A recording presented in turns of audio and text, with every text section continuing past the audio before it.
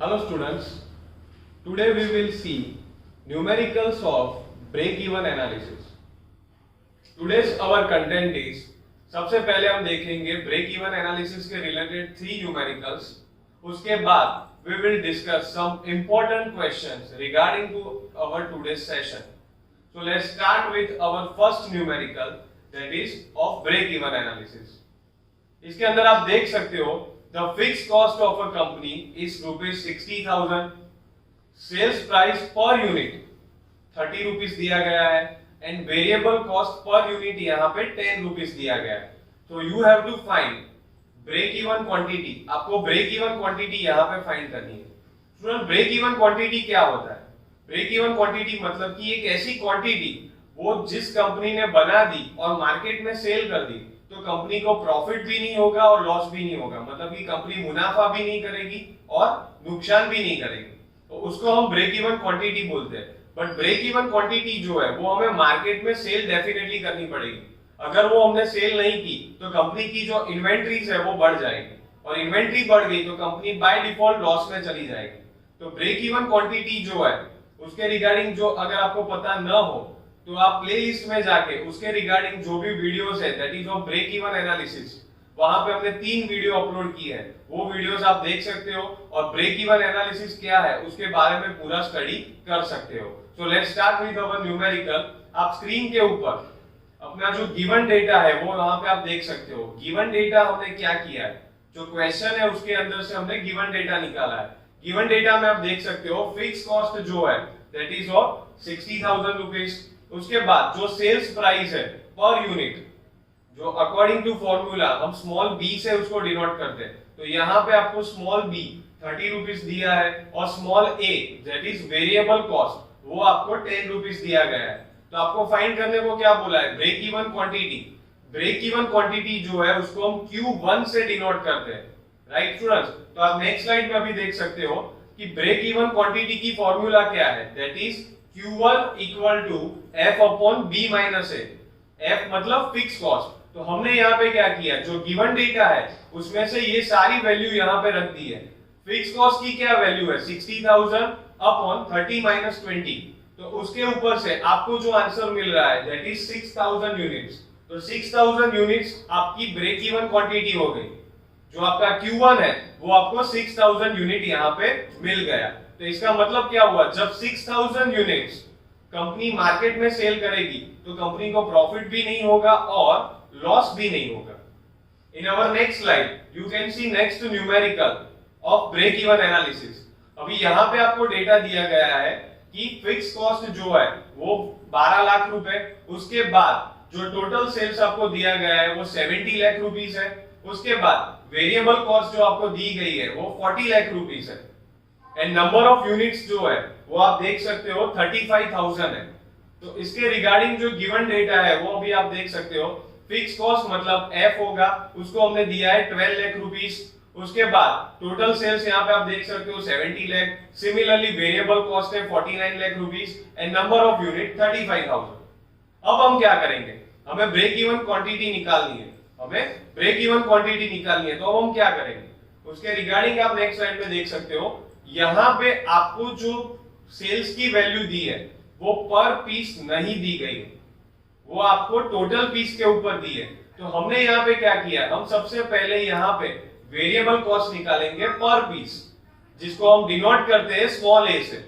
तो वो कॉस्ट हम जब निकालेंगे तो उसकी फॉर्मूला क्या होगी, उसकी फॉर्मूला होगी total sales upon total number of units. अभी टोटल सेल्स हमारा कितना है, टोटल सेल्स या टोटल वेरिएबल. तो टोटल वेरिएबल कॉस्ट हमारी क्या है, that is 49 lakh rupees upon 35,000. जब इसको हम डिवाइड करेंगे तो हमारी पर पीस वेरिएबल कॉस्ट है वो हमें मिलेगी 140 रुपीस. उसके बाद सिमिलरली हमने किया for sales price per unit.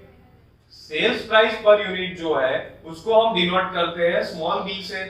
तो उसकी फॉर्मूला कैसे निकाली हमने, उसकी जो वैल्यू है वो हमने कैसे निकाली है, that is total sales upon total number of unit.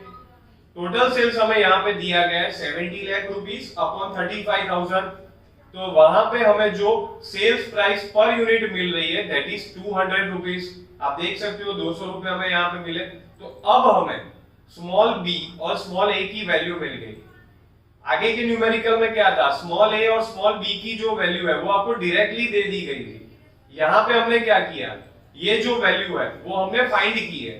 जो टोटल सेल्स पर पीस है, जो टोटल वेरिएबल पर पीस है, वो हमने यहाँ पे फाइंड की है। ठीक है स्टूडेंट, तो अब हम आगे क्या करेंगे, जो ब्रेक इवन क्वांटिटी है उसकी फॉर्मूला हम यहाँ पे अप्लाई करेंगे, that is Q1 equal to F upon B minus A। आप यहाँ पे देख सकते हो Q1 equal to F upon B minus A। तो फिक्स कॉस्ट आपकी है 12 लाख रुपए अपॉन 200 माइनस 140, तो you will get your answer 20,000 units. ठीक है स्टूडेंट्स, तो 20,000 यूनिट्स जो है वो यहाँ पे आपकी ब्रेक इवन क्वांटिटी हो गई। तो फर्स्ट न्यूमेरिकल में क्या था, सभी वैल्यू आपको डायरेक्टली दे दी गई थी। सेकंड न्यूमेरिकल में क्या हुआ, डायरेक्टली वैल्यू आपको नहीं दी गई थी, हमने स्मॉल a और स्मॉल b की जो वैल्यूज है वो हमने फाइंड की फ्रॉम द गिवन डेटा।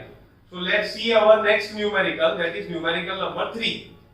यहाँ पे आप देख सकते हो, a factory has a fixed cost of ₹10,000, sales price per unit is ₹4। उसके बाद वेरिएबल कॉस्ट जो है वो 2 रुपीस के जहां पे दिया गया है, और जो ब्रेक इवन क्वांटिटी है वो हमें फाइंड करने को बोला गया है जब आपका टोटल प्रोडक्शन है वो यहाँ पे आप देख सकते हो 8,000 यूनिट्स दिया गया है। तो आपको फाइंड करने को बोला है सेफ्टी ऑफ मार्जिन, मतलब कि ब्रेक इवन क्वांटिटी भी हमें फाइंड करनी है और सेफ्टी ऑफ मार्जिन भी हम यहाँ पे फाइंड करेंगे। तो सबसे पहले बात करते हैं सेफ्टी ऑफ मार्जिन क्या है। सेफ्टी ऑफ मार्जिन के बारे में अगर मैं आपको ब्रीफ करूं तो सेफ्टी ऑफ मार्जिन का मतलब होता है कि जो company break even quantity market में सेल कर देती है तो वो प्रॉफिट भी नहीं करती और लॉस भी नहीं कर रही है, बट कंपनी का एम क्या होता है स्टूडेंट्स, कंपनी का एम होता है कंपनी को प्रॉफिट करना है, मुनाफा करना है। तो वो लोग क्या करेंगे, अपना एक सेफ्टी सोचेंगे। तो सेफ्टी ऑफ मार्जिन में क्या हुआ, जब वो क्वांटिटी मार्केट में उन्होंने सेल कर दी तो कंपनी जो है वो प्रॉफिट के रीजन में चली जाएगी, कंपनी अब मुनाफा करने लगेगी, क्योंकि ब्रेक इवन क्वांटिटी पे प्रॉफिट नहीं हो रहा है, वहां पे लॉस भी नहीं हो रहा है, तो कंपनी बैलेंसिंग सिचुएशन में आ जाती है। बट कंपनी को अगर मुनाफा करना है तो उनको वहां पे सेफ्टी ऑफ मार्जिन में जाना पड़ेगा।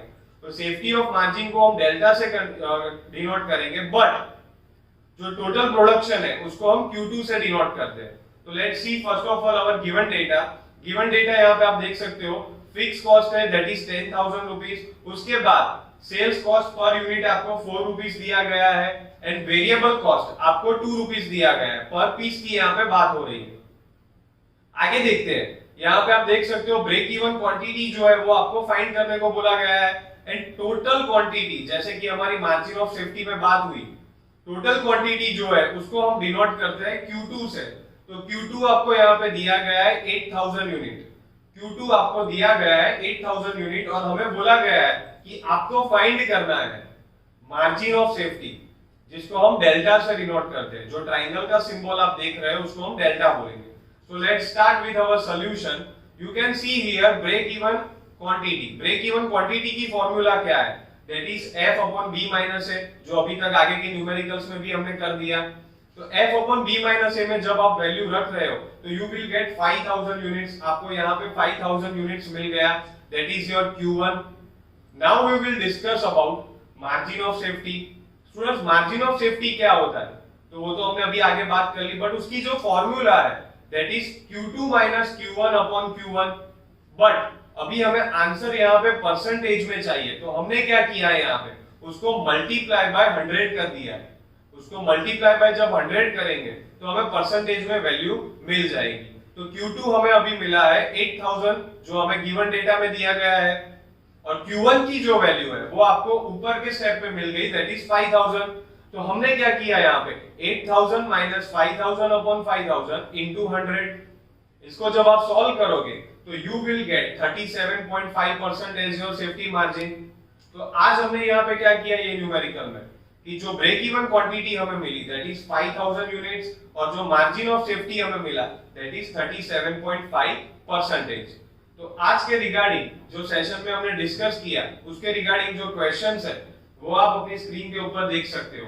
इसके रिगार्डिंग अगर आपको आंसर देना हो तो नीचे कमेंट बॉक्स में हमने लिंक दी है, वहां पे जाके आप आंसर दे सकते हो। In next of our session we will discuss some more interesting things about estimating, costing and contracting. Thank you.